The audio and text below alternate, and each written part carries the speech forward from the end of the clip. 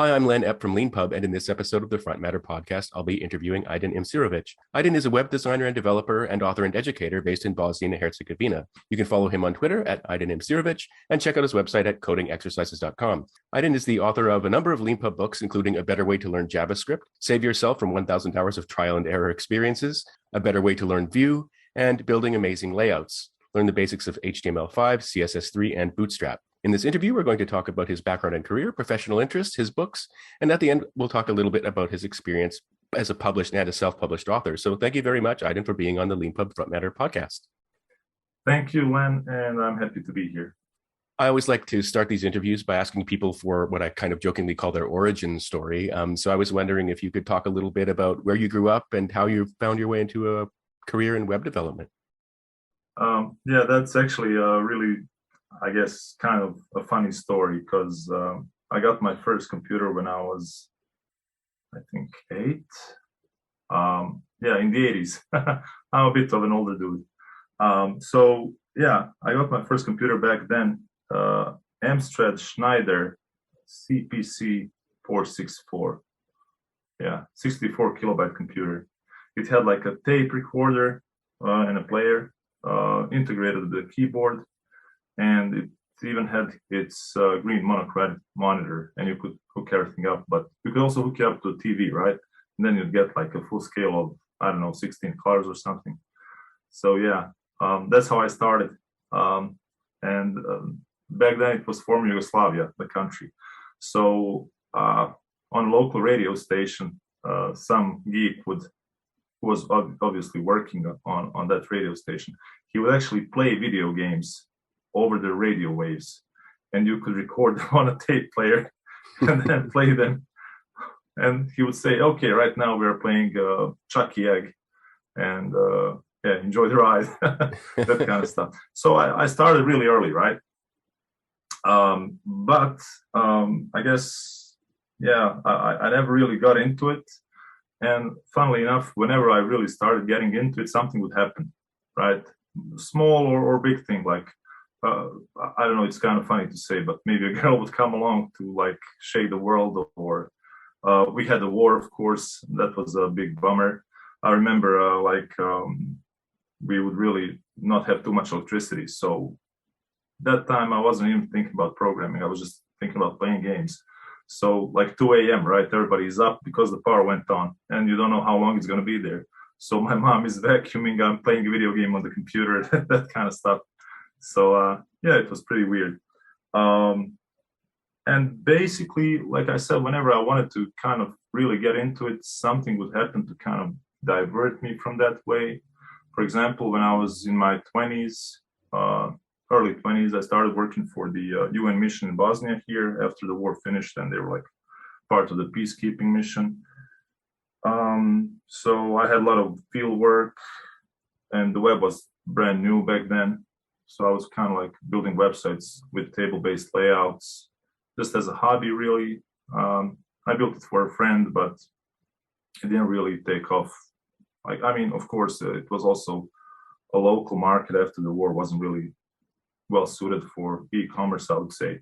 We didn't have the whole bubble thing, at least not to the extent that you guys in the US and Canada had it. So yeah, and then I just kind of watched from the sidelines, so to say, checking in every few years. Yeah, I kept working in as a hobby, really, just in building websites for my own pleasure and as a pastime. And I was doing lots of design and stuff. And then about 2011, I actually started working as a web administrator and a designer for a local financial services company. And that's, I guess, where the things kind of started really rolling. And yeah, it just kept on getting better from there, I see. Yeah, I've got a couple of questions. One is what it was like to have, so I imagine after the war, so there was this UN presence where you were. Yeah. I had a friend who worked years ago who worked for the UN in Kosovo. And he had interesting stories about how like different parts of town basically were occupied by different countries from the UN. So if you wanted good food, you went to the Italian part of town. And if you wanted to play basketball, you went to the American part of town because that's where the good courts were and things like that. How did All the kinds nature of crazy stories. Okay. Yeah. But sorry to interrupt you. No. That's basically, I was just saying, like, that's the sort of best vicarious experience I have to draw on. What was it like to have the sort of a UN presence where you live? Well, it's a funny thing because I was basically 13 years old when the war started. So in a way, I mean, you're still a kid, so you kind of don't have anything else to compare it with, right? I'm assuming for people who are older, they could like kind of say, okay, this is normal life and this is, but since you are growing up in that kind of environment, it's like not the usual way to live, but you don't have any experience to begin with. So yeah, it's really an interesting mix of experience, I would say. And also with the UN, when they came, it wasn't only the UN. In my hometown, because we have a big local airport here that was actually a military airport before the war, and now it's civilian. So basically in 95, we had like 30,000 US soldiers coming in, right after the peace agreement was signed. And then we also had the Russian military rushing in. So I guess there was some kind of a geopolitical something happening. I don't know. I tried not to get into politics as much as I can.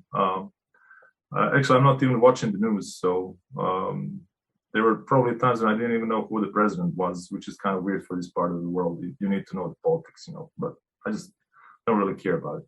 But yeah, it was interesting. For example, one time I remember specifically, this also has to do with Canadians, and I know you being a Canadian, this might be a little bit interesting. Basically, after the war, we had a peace accord that said no firearms are allowed to come in, right? And I'm working in this UN, like a UN International Police Office, and basically there was like police from 40 different countries that the UN sent as part of the peace effort. And the commander of the station was actually an Austrian police officer, and the deputy was also an Austrian guy. And then and I was kind of close to them. I mean, I guess I was a good worker and whatever. They kind of liked me. And then one day they called me into the office, and they usually call it like when you need to translate some documents or maybe simultaneous translation, like to interpret in meetings and stuff. But yeah, there was a couple of like really buff, huge guys, right? And I'm like this just like really skinny 20-year-old. And it was kind of interesting to see they're like looking like commandos or something. And I'm like, what's happening? And they say these 5 guys, they came over to resolve something. They were like part of a security agency in Austria that came over to bring back a truck that somebody rented and never returned. But the nationalists from Bosnia, and like the story gets really like kind of like a crime movie. And basically what happened, they entered Bosnia from the southern border, and on the very southern border itself, there was actually a Canadian battalion, right? And a Canadian camp, and they basically stripped them of all of their firearms. So they went into the country without any firepower, right?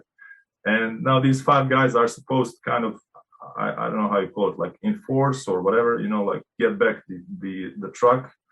But some local crime boss or whoever, who was the cousin of the guy who stole the truck in the first place, he said, we're going to kill you. Like, if that was a genuine threat or not, I don't know. But like, they came over to the UN to ask for like some kind of, how would you say, safety, whatever. And then they send us all the way back to the southern border to escort them, right? Me and 2 guys from Portugal, police officers. So yeah, that was, I mean, there were all these kind of like interesting stories like that. So yeah, it was kind of wild.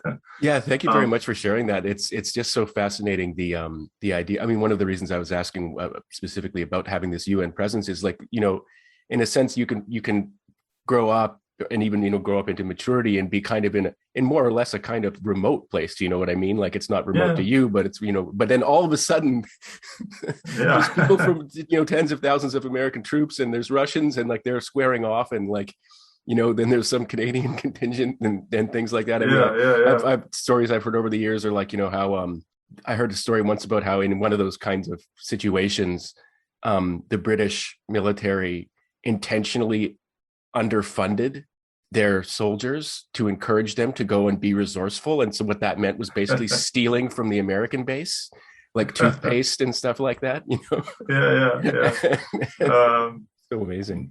I also have some not first-hand experiences, but some friends were telling me like it was allowed to drink or something in some British spaces, whatever, like parts of the base, or they had like their own bar, and then everybody would kind of go there, but they weren't supposed to go, that kind of stuff. So yeah, it was funny.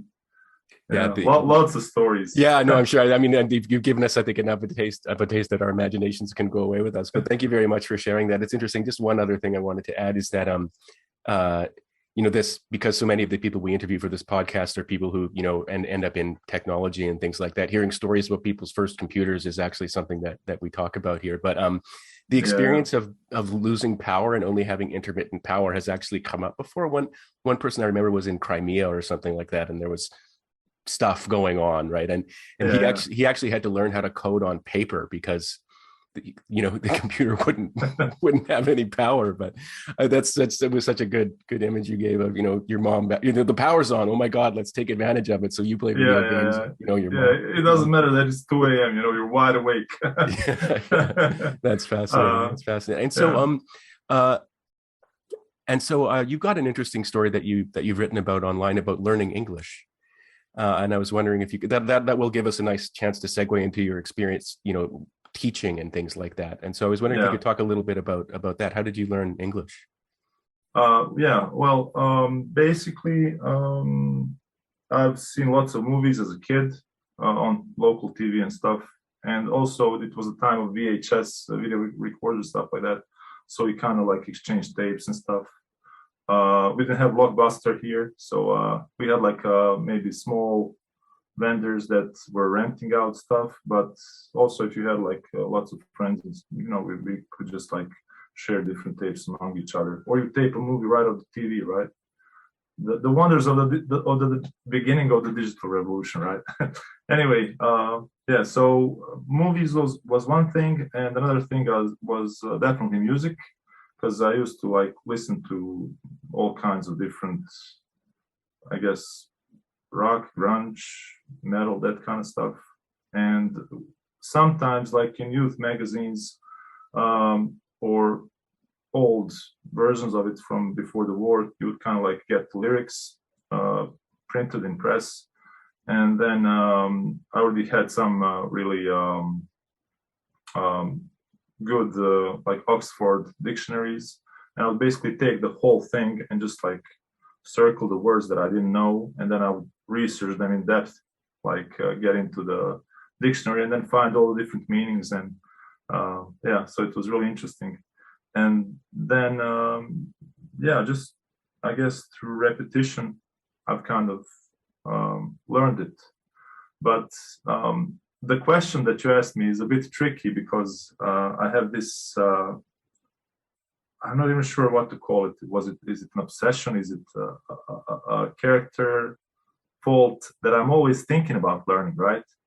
So like even learning to code and stuff, and I'm always trying to put myself into the shoes of somebody who just like sees it for the first time. And I'm just curious about the process.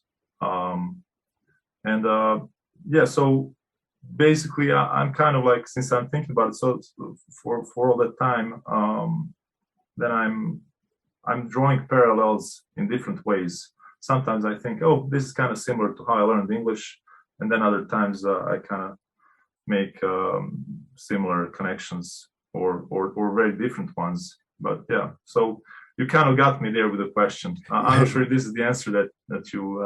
Oh, no. It's really interesting to hear that because not everyone's sort of necessarily so deliberate and self-aware about what they're doing when they're learning languages on their own like that, right? And the idea of purposefully, sort of situating your learning of the words in a context like that is actually really interesting to me because the normal experience people have, I would say, at least I'm kind of dated as well myself, but is you get a book called a grammar, and then you kind of learn lists of words, and then you learn the rules for how to put them together. But that doesn't match. That's the way people are normally formally learning languages in the past. Nowadays, things are much more sophisticated, but the idea of actually taking songs so that there's actually like kind of like a melody and maybe a crescendo or something like that, or a climax to the song or a story that it's telling, and then being able to have that the sound along with the words to learn. And the idea of actually like looking up the words to the lyrics beforehand and then listening to the song just sounds like a really great idea to me. Yeah, and also it's I guess I just kind of stumbled upon it because and that was a good it was a synergy of things, and they just kind of came together. I would also say that I have a knack for languages in general, so that's also important. But I was really interested in those songs. I was interested in that music, and I was listening to it over and over again. Anyway, it's just that like you hear the words, and especially when you're even younger than I was, I just kind of mumbled the words. I didn't really know what they were saying, but then as you grow older and you learn the words and you start to understand what's happening. And even today, like if I hear a song that I haven't heard in a really long time, like from before I spoke English, I would say, "Oh, so that's what it's about." So, yeah, so it's funny. But looking at it from the viewpoint of learning itself, I think that was probably the best method because you've got, like you say, the context. You've got kind of grammar rules because songs have to make sense, at least follow some of the grammar rules. Then you also get like colloquialisms, slang. I guess you could say maybe things that are cultural, like something. For example, if I'm a fan of a whatever band, and then I meet somebody else from another country who speaks, like who's a native speaker, we have a topic to discuss about, and we have kind of like a common ground. So yeah, I think if I could ever translate that to learning to code in the same way, I think that would be an amazing thing. Yeah. Yeah, it's funny. That's you just it set off a memory in my head. One of my very good friends, we made friends when neither of us could really speak the other's language very well, but we could understand it. So I could understand my friend's French quite well, and he could understand my English quite well, but neither of us could speak. But we became friends because we both liked Nine Inch Nails. And so we had the common Nine Inch Nails language. So we could talk about the album names and the song names and things like that and go to the concert, that kind of thing. But yeah, no, that's totally correct. That's totally great. So I actually want to talk to you a little bit about, so, you're a self-taught programmer and things like that. And then you found yourself, well, not found yourself, you took up the opportunity to write programming books and things like that. But just before we go on to that, we're recording this in early August 2021.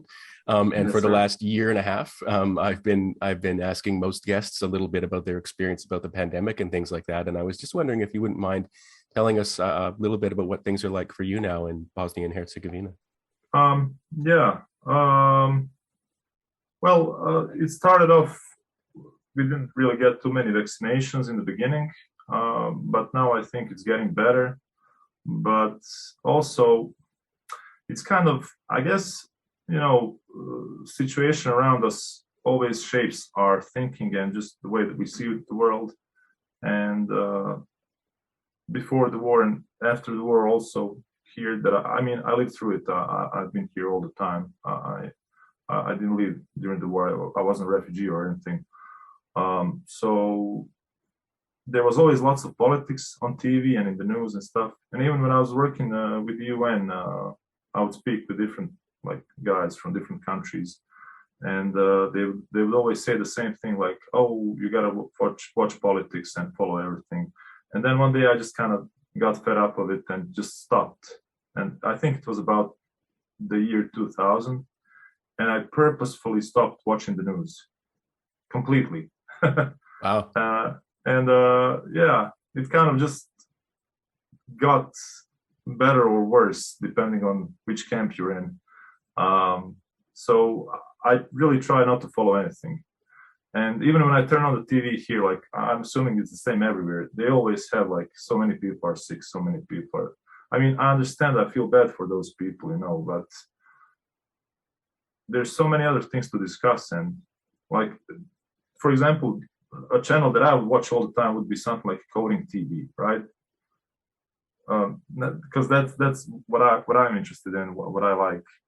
So I'm not, I guess, the best source of information regarding the pandemic, and honestly, it hasn't affected me at all. I would say maybe that's a bold statement, but I'm pretty much doing exactly the same thing, sitting behind the computer. Seasons are passing by, and that's it.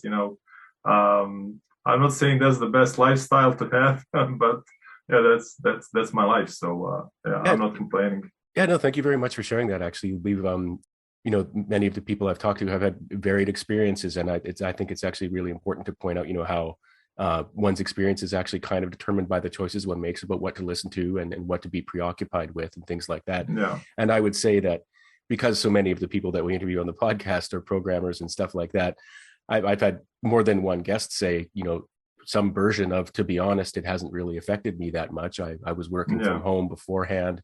I get, most of my entertainment, is online rather than kind of in person and things like that. And so, then there's some, and everybody has their own level of following the news and being preoccupied with the latest numbers or not being preoccupied with them at all. Personally, I've never been, I made the choice to not get really preoccupied with numbers and things like that, but to follow the sort of general trend of and things like that. And I think, sorry, please go ahead. Please. Okay, yeah. I gotta give you a disclaimer though. I just thought of something because I do know people who got sick and I have heard of people dying and stuff, but I wasn't personally affected by it. So I guess that also affects my general perception of the world right now. And of course, I would probably be a lot more interested in if anything worse happened, and luckily it didn't. So I am empathizing with people who had it rough. And also, like you say, we are really privileged in the IT industry, especially, I mean, not always. We have our own burden to bear. People sometimes say, oh, programmers got it easy, but nobody's ever asking about my back, right? Like I get back pain from all this sitting down, and then I had to think like, should I exercise? How am I going to do it? How am I going to organize everything? Especially if you are more of a, honestly, kind of like a lazy person like I am as far as physical exercise goes. Or I don't know, it's just having a family and children and all of that. By the time you take care of all the obligations, I know it kind of sounds like an excuse, but yeah, it's tough. I mean, nobody's got it perfect, right? But I still think that we in the IT world, we survived the pandemic kind of unscathed, I would say. Yeah. Yeah, no, I think that's true, and I think it's important to be sort of straightforward about it too, right? And to be honest about the fact that some jobs are more easily done remotely than others. A lot of people did actually discover that they could do their jobs remotely more than they thought they could. I've got a couple of friends, one's a lawyer, one's a surgeon. They actually learned that they could do things online that they didn't think they could do before. And that, those have had sort of, positive and negative impacts on everybody in their own profession and the people that they serve and things like that. I mean, when it comes to, one's own personal experience and the people, and things like that, that can be pretty random. Like, for example, I live on an island. So that's actually, played a part in my level of exposure to potential risk and things like that. And that's certainly probably found its way into my attitudes and maybe a certain kind of cavalierness, I would say, for example. But But yeah, anyway, yeah, thank you very much for sharing that. It's interesting how this and so many other podcasts are going to be these kind of time capsules when it comes to these kinds of discussions in the future. Yeah. But it's important to talk about things like this. Just moving on to the next part of the interview, where we start talking about your books and things like that. So you were a self-taught programmer. You said you've already talked about building your own websites and things like that. So I think we can all more or less get kind of an image of how you did it. You'd set yourself a task, you'd go online, or you'd get a book or something like that. But you found yourself writing books. You wrote 4 books for Pact publishers. Yes, and I was sir. wondering if you could talk about your first book and how you found yourself doing that.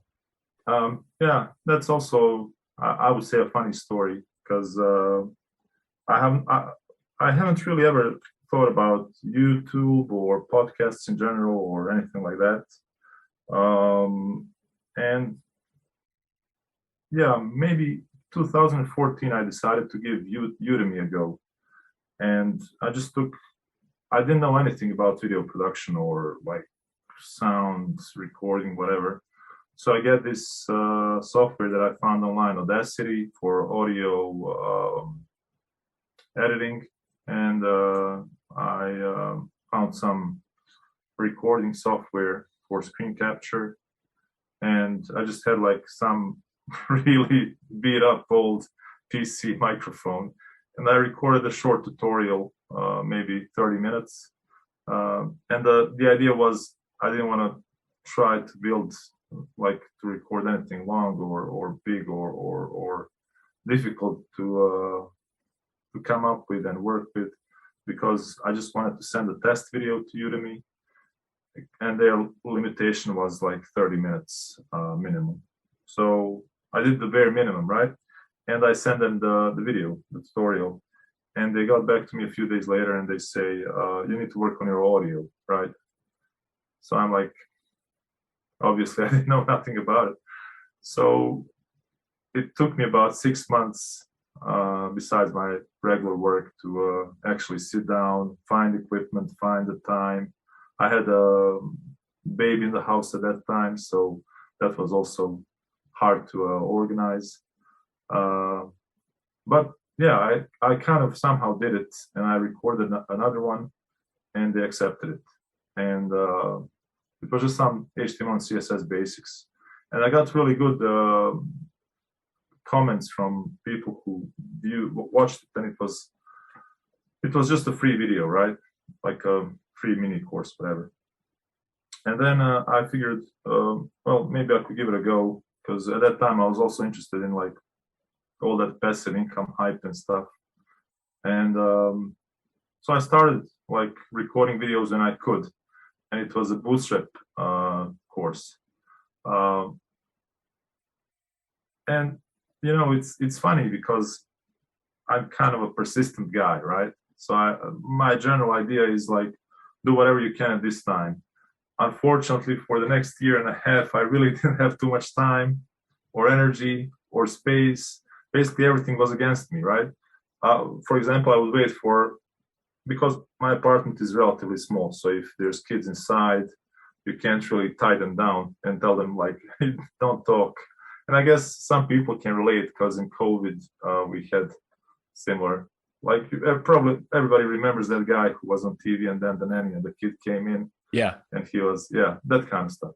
So I just decided, you know what, I'm just going to do it as much as I can, whenever I can. So, for example, on the odd chance of my wife going outside with the kids and me staying alone in the house for like 2 hours, then I sit down and I record something. And then later on, when they come back, it doesn't matter, because then I can edit the video and stuff. So I would upload that gradually, right? So it was haphazardly. There was really no plan to it and no organization, simply due to the situation I was in. So anyway, that lasted for about a year and a half. But after a year and a half, I had 18 hours of video. It was pretty in depth, and I think, looking at it from this point, it wasn't that bad, right? I mean, obviously, I wouldn't publish something like that today, but it was a start. So that's how I looked at it. And obviously, it's a free world, a free market, whatever. So whoever buys something, they can always return it. if they don't like it, same as lean pub policy, which is pretty. I mean, I haven't really. I'm not sure you probably researched it, but is there any other place that gives a 45-day refund, no questions asked? That's a pretty long time to make to change your mind. Yeah, Yeah, we can talk about that briefly. I'm happy to talk about that. Yeah, we have something we call our 100% happiness guarantee. And it's so after you buy a book or a course or a bundle on LeanPub, you have 45 days, and with just a couple of clicks, you can return it. The reason there's basically kind of two reasons. One is that's just our kind of ethos. We're just kind of like that. But the second and very important reason is that many LeanPub books are written in progress. And so the idea is that if you're buying a book for, I mean, typically, authors will kind of raise the price as they write, because that's a way to sort of reward people for being early adopters of a book. But if you buy a book that's one chapter in, you're placing some trust in the author, and having 45 days it's a little bit arbitrary, but it's basically like, if you don't see a new chapter within 45 days, then you might just get a refund and say, hey, I'll come back later and see if this author actually finishes their project or not. So that's actually one of the reasons it might be longer than in other places that actually, LeanPub books are often being written in progress. And so it's a way of saying to the person who buys it, hey, we're giving you some protection here from maybe buying a book that isn't going to be finished or something like that. I would say that it's a little bit tricky to talk about, because refunds are a very particular thing in the world of self-publishing. And there was I think a controversy on Amazon relatively recently where the self-publishing blogosphere really blew up over refund policies. And so just to address anyone listening who's concerned about that, the refund rate on LeanPub is about 1%. And that's even though anybody can do it really easily for any reason, no questions asked. We do, of course, have a policy about abuse, which we enforce, right? So if it becomes clear to us that someone's, refunding all their purchases, that will put a stop to that. But more or less, I think actually that it's partly the generosity of the refund policy that actually keeps down the rate of refunds, because it's kind of a friendly, polite, trusting environment on all sides, right? I trust the author to finish their book. I trust you not to get a refund, things like that. So thank you for bringing that up. That's actually a really important thing. I really love that platform, but I actually owe you the end of the story, right? Because I kind of went halfway through. We made this digression. So basically I recorded this video, right? And then out of the blue, around Christmas time 2016, this guy, he holds job title of acquisition editor for Pact, and he sends me a message and says, hey, I've seen you recorded this really long and in-depth tutorial on Bootstrap. Would you like to publish a book about it?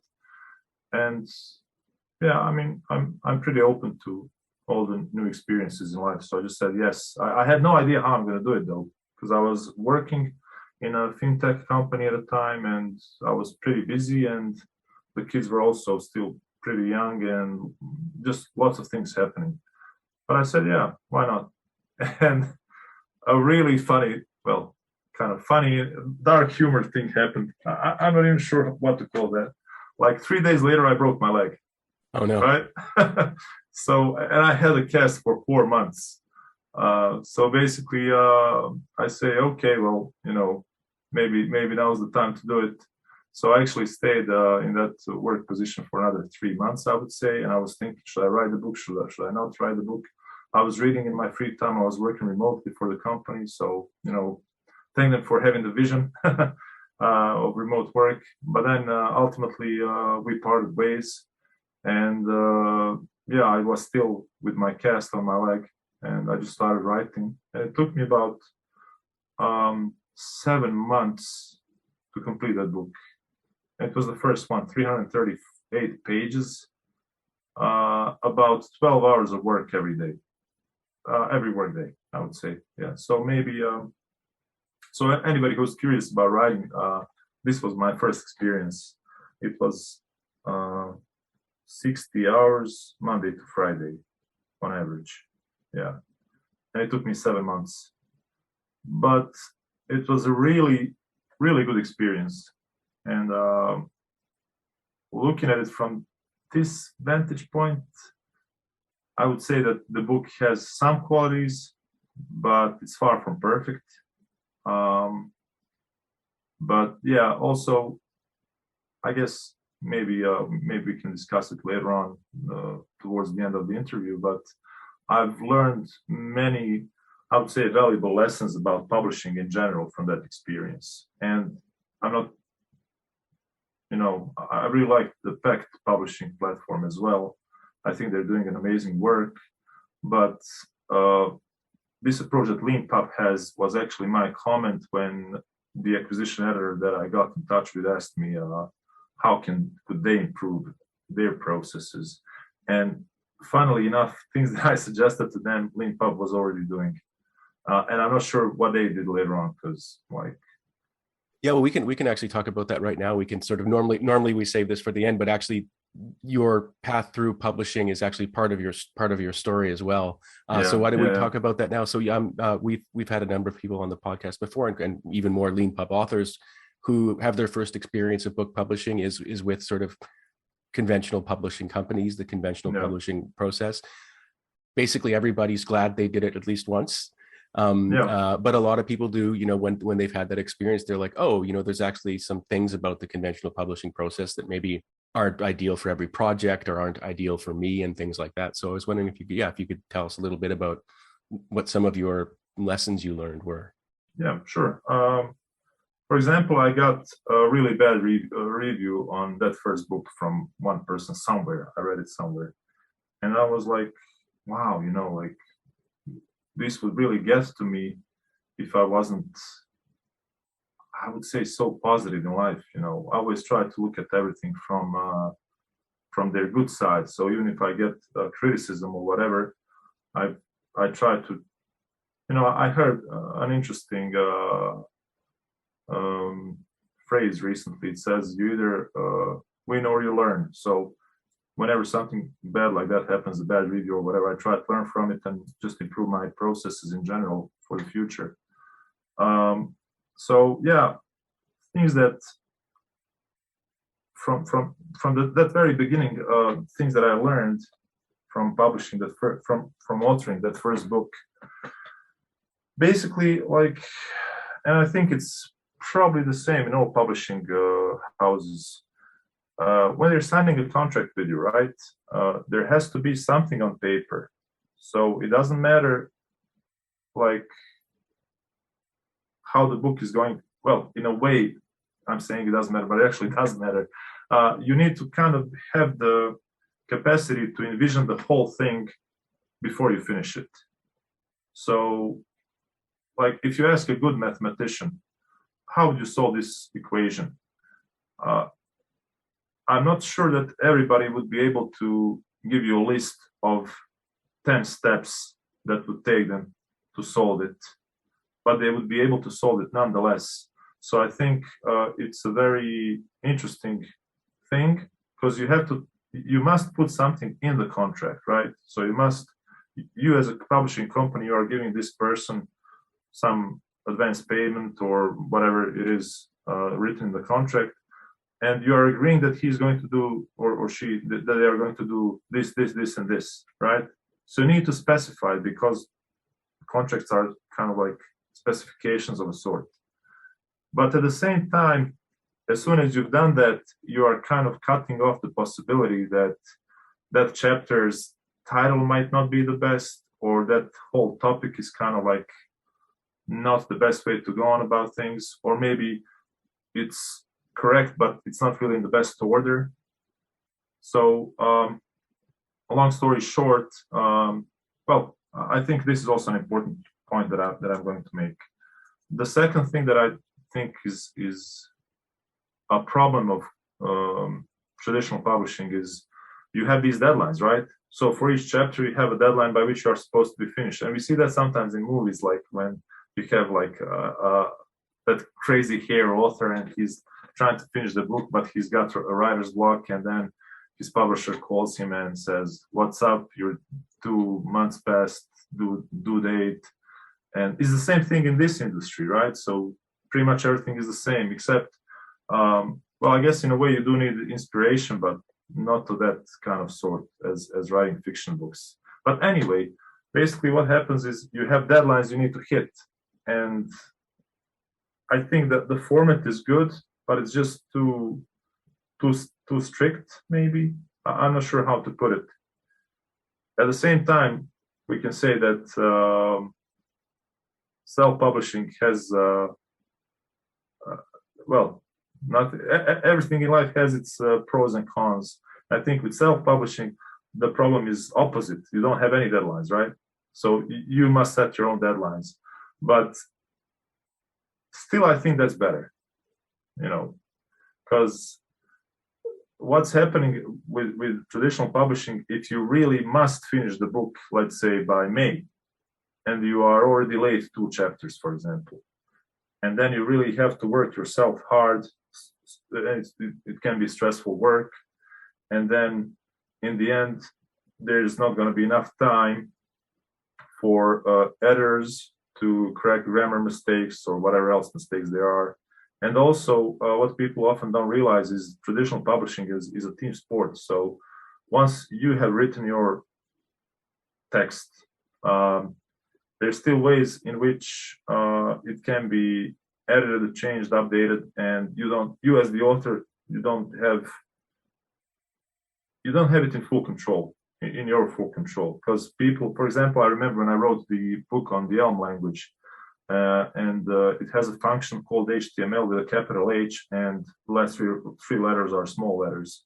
But they actually, if I remember correctly, they wrote it HTML as big letters, and it was actually code. So people who wrote those snippets into whatever editor they were using, the code wouldn't run, and then they would have like complaints and stuff. But it was actually not like the fault of the author. It was actually the fault of the editor, who maybe used spell check or just wanted to make sure 100% that everything checks out, but it didn't. And yeah, I mean, it's interesting, but it boils down to, I would say, the benefits of self-publishing being, first of all, you can change the order of your chapters, you can change the topics. You are not bound by any deadline that would kind of pressure you into taking shortcuts or whatever. And then on the flip side, like in my case, it can take forever to write a book, right? But yeah, I do have some comments about specifically JavaScript books, my JavaScript books on Impa, but maybe it's too early or. Yeah, no, we'll get to that actually pretty quickly. Thank you for sharing all that. That you brought up a lot of very kind of interconnected and very complex things when it comes to writing and publishing, and saying that conventional or traditional publishing is a team sport is a very kind of good way of putting it, right? And then sort of the idea is that one part of that team might be marketing, right? And they might have a plan. They want to market a book on this topic in the summer. Right. And they've got a budget ready for it. And then if there's a writer who's like, oh, I decided to write a different book, it's like they might not object at all to your claim that this would be a better book or something like that. But they're like, no, we've got a plan. We've got books on these 3 interconnected topics. We want them to come out in this order. We've got a whole marketing sort of funnel set up and things like that. And we need a book on this topic at this time. And then as an author, you're like, well, you might be totally sympathetic to that. But if you've been working on a book for, let's say, a year, wouldn't be unusual, and then they're like, and you've been trying to make it really good, and now they're like, phone in the last chapter so you can make the deadline. That can actually be a really difficult thing to choose to do, because you're like, well, from the marketing team's perspective, this is just a product. But if I phone in my last chapter, that's my reputation forever that's on the line, and things like that can become complicated. So like it's actually really hard business. And from the self-publishing side of things, there's no team, right? And so, unless you're paying for it, which you can do. And so that has the benefits of the fact that, like, I remember a friend of mine who, spent years slaving over a book of poetry, and then the publisher decided to put a cover on it that he hated. And it's like, well, Yeah, that's the first thing everybody's going to see. And it's going to, especially if you're an artist, you know, like you might be like very sensitive to what's being depicted in association with what your book is about. And then to have that authority just completely taken away from you. And then from the publisher's side, it's like, well, I funded this thing, damn it, you know, yeah, and I tested these covers and this one's going to sell better. And so, but anyway, but with the self-publishing side, yeah, well, you might have to make your own cover.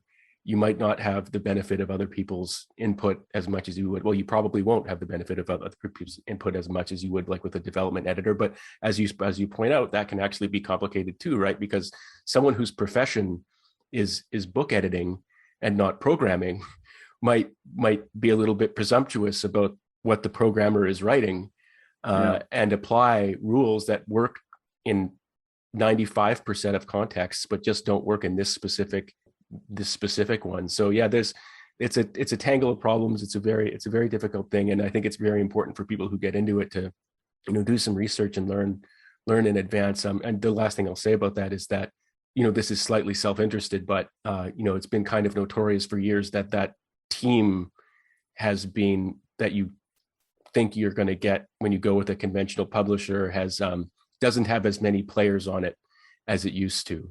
And so, you know, now typically you'll be asked, well, I mean, if and I'm talking about like if you're trying to publish a conventional book with a conventional publisher, whether it's fiction or nonfiction, you will be asked to provide a business plan.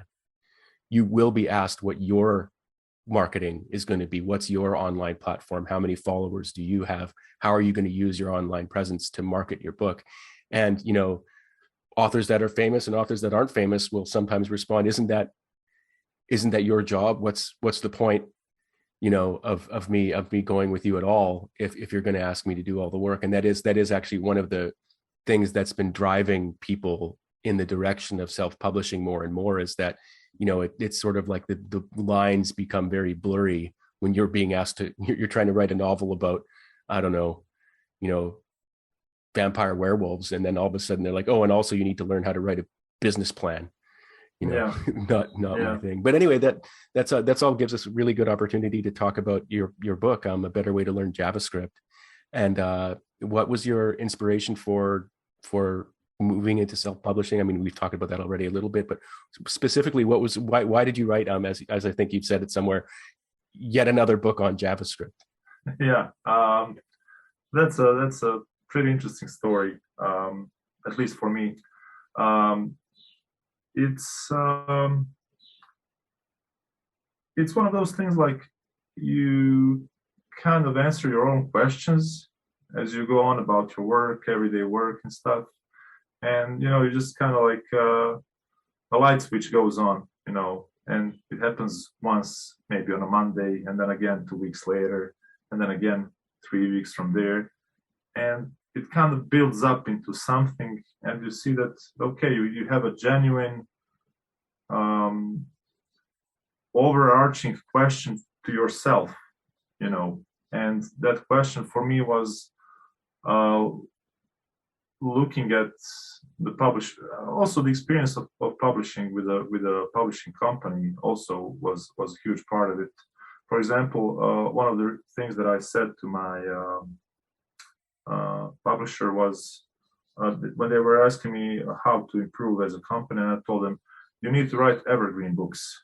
And what I meant by that is by the time I wrote my third or fourth book for them, the first book that I wrote was already outdated, right? And of course, you're not going to be happy about it, because you invest a lot of time into doing something, and then in a year or two, it kind of gets forgotten. Because that book that I wrote was about Bootstrap 4 when it was in alpha version. And now we've got Bootstrap 5 and nobody's maybe talking about Bootstrap 4. So yeah, and it's not like it happened 10 years ago, it happened a couple of years back. So that was my realization that books should, well, it was an idea that I wanted to test, but the general idea was books should be sort of like software. So instead of saying first edition, second edition, you should say version 24, whatever, you know. And I know it doesn't make a lot of sense from the, I would say, from the maybe money making side, because once you sell an evergreen book to somebody, that's it, right? You can't have a repeating customer, because you can't come out and say, oh, I'm going to write the second or third edition. And the reason for that might be genuine. There might be an improvement in software that you're covering or whatever. So there might really be a reason to publish a second edition in traditional publishing. But my idea was, well, if that happens, I'll just add more stuff to the existing book. And so that was one motivation. And the other part of the big motivation for me was the realization that, and this is funny, right? Because I'm not even sure if this is controversial, but I'm a firm believer in what I'm going to say next, and that's that there's not that many books on JavaScript that are actually useful. And like I said, many people might probably disagree with me, but here's an example. There's a really famous book on JavaScript, and I believe it's got lots of high quality merit. I'm not sure if I'm supposed to say the name. Would that be considered like bashing somebody? Because I know it's hard to write a book, so I don't know, should we keep it it's entirely up to you. If I were you, I wouldn't name. Yeah, I don't think so. I just don't feel if you can describe the thing that you see it's problematic. Yeah, that's probably enough. I'm going to describe just this specific thing that I kind of didn't like.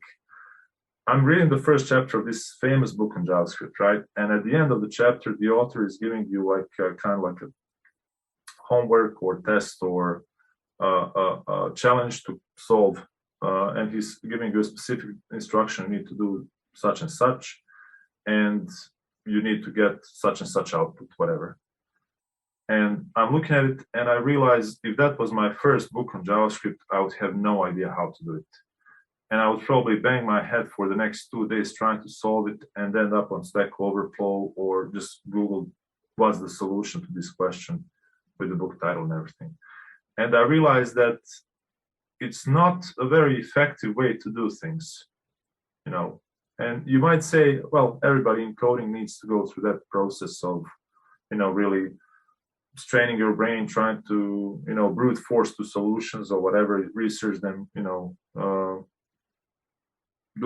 do whatever is necessary to earn that badge, so to say. And I agree with that, but I don't think it's supposed to be like happening on the very first chapter of a new book you pick up. And I also think it's kind of disheartening for that newbie, and I'm always trying to look through their eyes, right? So yeah, please. I was just going to say, is this what you mean when you talk? I've read a couple of your posts about this, where you talk about the missing staircase. Yeah, exactly. Yeah. So basically you're climbing up the stairs, and you get to the. Yeah, and then all of a sudden, there's a staircase missing. So you can see the door to the fourth floor, but you're stuck on the landing on the third, and the staircase is empty between you and the fourth floor. Yeah. And all of a sudden you're thinking like, well, maybe if I was Spider-Man, this would be easy. And that's like a part of that whole thing, imposter syndrome, and people who start to pick up coding thinking they're stupid. Whereas actually it's opposite, right? Well, maybe it's a harsh word. Nobody really can be thought of as stupid, but definitely something that people, well, that's what I realized through this process of self-publishing this book specifically. I realized that most people, even on MDN or a bunch of resources who are really praised, don't think things through, right? For example, there were specific examples that I was looking at when I was writing my book, and I was researching how other people covered it. And I realized one amazing thing. There is a gist of that, whatever it was, like a function or some concept specific to JavaScript. But the way they explained it was they threw a bunch of HTML at the example, they threw a bunch of CSS, a bunch of code that you need to read. And so it kind of gets lost in translation, so to say, And I was thinking it would be a lot better to have the simplest possible example that people can build on. And in a way, like I told you earlier about that mathematician guy, so in a way, it would be better, instead of having 10 steps of solving something, have the bare minimum of the 3 steps that you are always going to be faced with. And then I was even having the idea of maybe doing, for example, with the DOM manipulation, that's in book 4 now, to have like 50 examples of the most common things that you need to do with DOM manipulation, like modals and I don't know, burger menu pop-ups and whatnot. So just narrow it down to the bare minimum, and then once you have all the bare minimums in these 50 examples, then you can kind of get the overarching idea.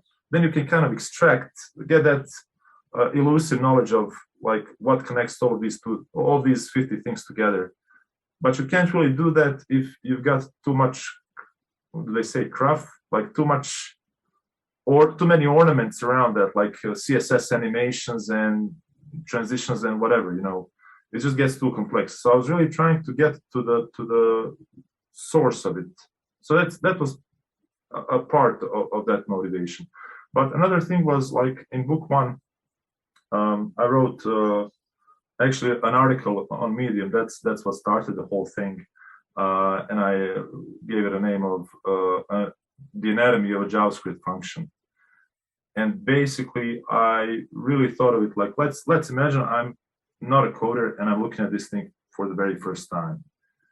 So I kind of really thought about analogies and how to describe it the best way possible. And I came up with an analogy of a bottle capper machine. And I know it kind of sounds stupid, but I wanted to have something that's really simple, a machine that takes a bottle and a cap and puts them together. And in code, that would be like concatenating 2 strings, right? So I just wanted to have, for people to have a visual idea. And then the function, the keyword function, that would be like the machine itself. And the function name, that would be the machine name.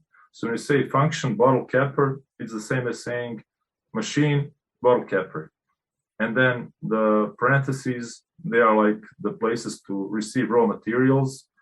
And then whatever is in those squirrely brackets is whatever gets returned, right? And then it goes on from there. Or for example, personally, I've never seen like, and this is maybe even a more trivial example of people, well, maybe these days, because there's lots of material going out, but at least like 5 or 10 years ago, you would hardly ever see people actually explaining even the simplest concepts of, for example, what the assignment operator is. That it's like specifically like in big bold letters saying it's not maths, it doesn't have anything to do with mathematical operations. It's an assignment of whatever is on the right to whatever is on the left.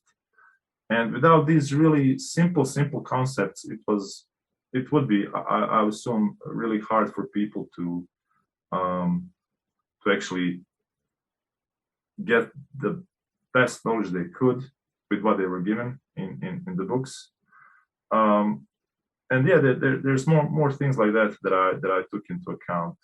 Like, for example, when I started writing, I thought it was going to be the only one book, right?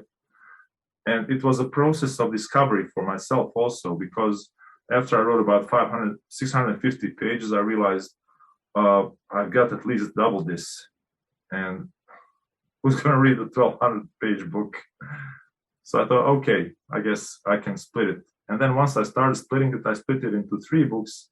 Then I came to about the half of the 3rd book, and I realized I'm going to need more books. So it ended up as a 5-book series, and I never really intended to start like that. And also, funny thing, since I started in 2018, I never really thought it was going to take this much time to do it, because like books 4 and 5 are still incomplete. But at the same time, and this was also a big motivation of mine, I wanted to have like a one-stop shop, so to say. I wanted to really have something that a person could read from beginning to end and have it like a flow, kind of like a condensed experience, so to say. And that's why I said skip 1,000 hours, because basically my idea was like for people not to have to go through that brute force process. And even though I know it's worthwhile on its own, I think it's overrated. I think it should be left for later, right? Like maybe if a new coder would read 10 kind of perfect evergreen books like I explained here, then after those 10 books, they could maybe then have to brute force their way through some tough problems, tough practical problems at work. But I don't think it should be the first thing. Like, like if you think about sports or whatever, like, can you imagine, like, I don't know, a kid starting to play soccer and going to the field for the first time, and then the coach tells them, you need to hit this ball like from one goal post to the other, and until you do it, we're not going to practice anymore. And then he just leaves. It kind of feels like that. It almost feels like, in a way, it feels like people are being cheated out of an experience. And I'm not saying this lightly. I just think that most authors and book writers and people who record tutorials, they just don't think things through. And I understand why. I mean, money is definitely motivation, but in my case, it's secondary. I just decided I want to be on this journey and just see where it takes me. And it's like a hobby of mine that actually pays, right? I was talking to a friend recently, and he says, well, you got a hobby that pays. Most people got a hobby that they just invest in. So yeah, that's you can see that I'm thinking about these things a lot, right? Yeah. No, actually, it's really there. I mean, we could talk about the things you just talked about for a very long time. There's a lot in there. One of the things that's actually come up on this podcast a couple of times recently, very specific, is actually very similar to what you're talking about. It came up with an author named Eric Mathis, who wrote a Python book, and an author named Charles Scalfani, who just wrote a functional programming book.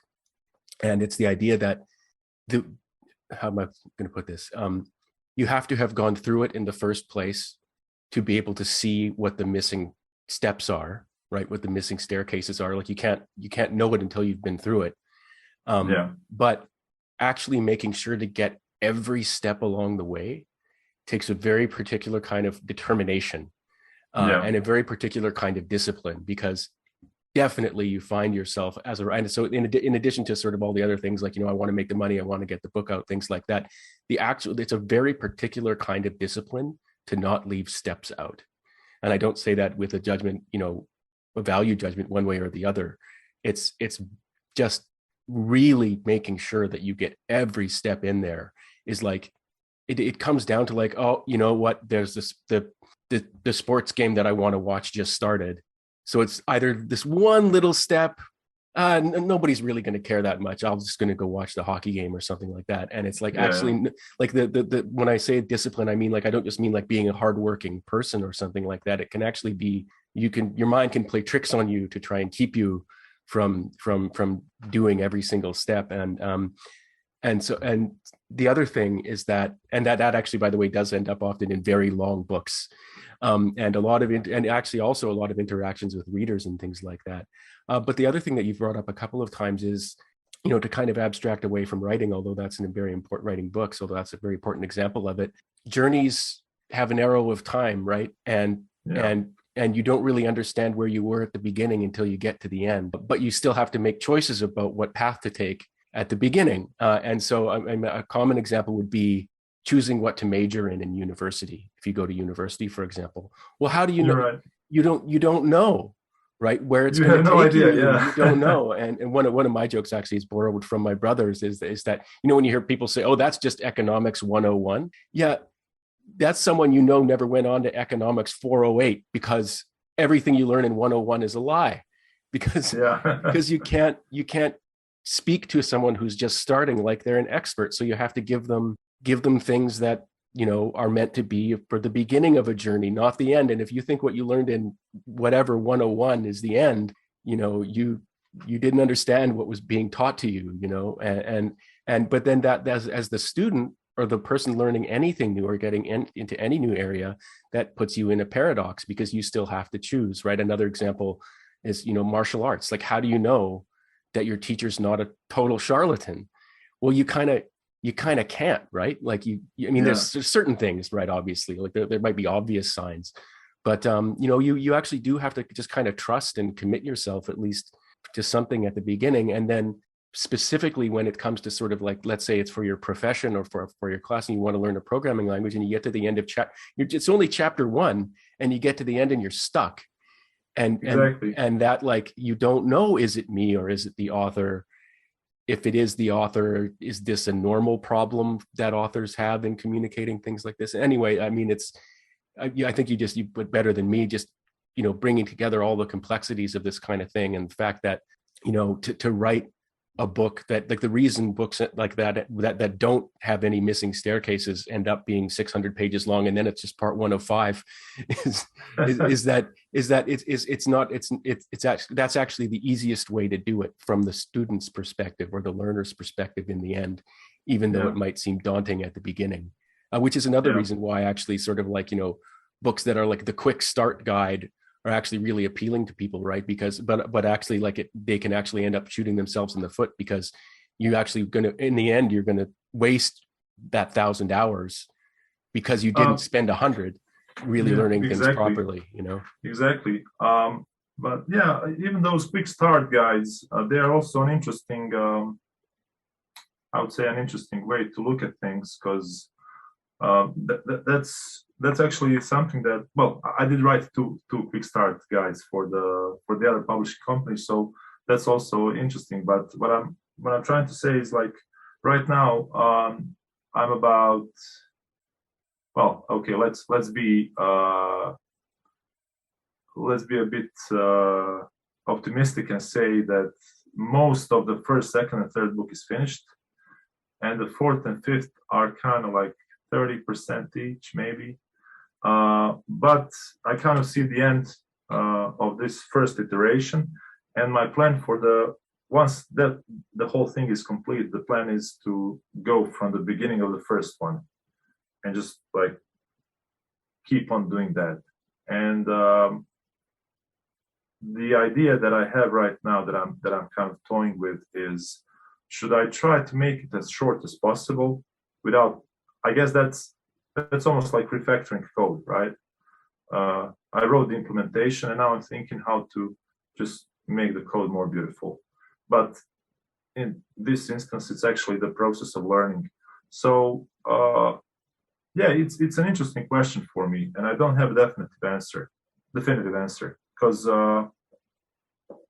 is it possible to narrow down a 650-page book to, let's say, 400 pages without losing something? So yeah, it's an open question. But yeah, it's also, I see this as an adventure, right? Because I think this next thing that I'm going to say is really important. I believe many people think, like I said, if I work on a book that is going to be evergreen and take 10 years to write and whatever, it's just not worth it. But I'm thinking, even from the business viewpoint, it is, because there's just so many topics in IT that you can't really ever run out of them, right? So why not try to make that thing to the best of your ability? And yeah, that's the path that I'm on. And again, this is like a side project anyway, right? It's not like, sometimes I wish I was working on it 24/7, because I would see the end of it faster, not for the sake of having it being done, but just to see the end product. It's like, kind of like to look back to the beginning with the 80s computers and stuff. It's kind of like those old platformer games that I used to play as a kid. And part of the magic was, I'm always like curious what's gonna, like, the next level, what it's gonna look like how it's gonna feel, right? So it's the same way with these books. I'm thinking, like, once I'm personally happy with how they look like, what's gonna be the next thing then? Like, yeah, it's like I say, there's more open questions than definitive answers, but it's interesting. It's an interesting journey. Yeah. Yeah, well, and we wish you all the best on that journey, and we're always happy to see more of your books appear on LeanPub and chapters getting Thank added you. and things like that. The last, speaking of things coming to an end and new beginnings and things like that, the last question we always ask in these interviews is if there was one thing you could ask us to fix on LeanPub that really bothers you, or if there was one feature you could ask us to build for you. Can you think of anything that you would ask us to do? That's a tough one. Uh, can I say that the platform is perfect for me? I mean, obviously, there's always things that you can do to improve, but I'm really happy with how it works, with how it's set up. The Markua, am I pronouncing it correctly? Yes, yeah. Yeah, the LeanPub variety of Markdown. I'm really happy with it as well. My own blog is in Jekyll, so I'm using Liquid Syntax anyway on there, and it's really easy way to continue working on LeanPub. It's kind of like almost the same workflow. Yeah, I'm not sure. Well, thanks very much for that. I mean, if you can ever think of anything, you know my email. Please just email me anytime.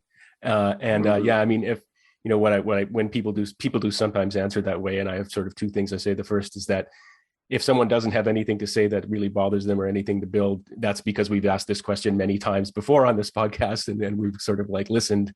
And the other thing is, you mentioned before, getting that one bad review. One of the funny things is that, for everyone who's like, and this is not specific to a platform like LeanPub, it's just any app or platform, there's going to be someone who's like, wow, it does everything I wanted. Isn't this amazing? And then there's going to be somebody else who's like, this is the worst thing I've ever seen. It's totally counterintuitive. It doesn't have anything that I want. I can't believe it. So anyway, we're just as happy actually usually to hear both, as long as they're said constructively. That's fine. Yeah, I agree with that. But anyway, Will, thank you very much for taking the time out of your evening to be on the podcast, and thank you very much for choosing LeanPub as a platform to publish your self-published books. Thank you very much, Len, and it's a pleasure to, dare I say, work with LeanPub, because that's how it feels. It really feels effortless, and I would recommend it to everybody. Yeah. Thank you very much. Thanks. And as always, thanks to all of you for listening to this episode of the Front Matter podcast. If you like what you heard, please rate and review it wherever you found it. And if you'd like to be a LeanPub author yourself, please check out our website at leanpub.com. Thanks.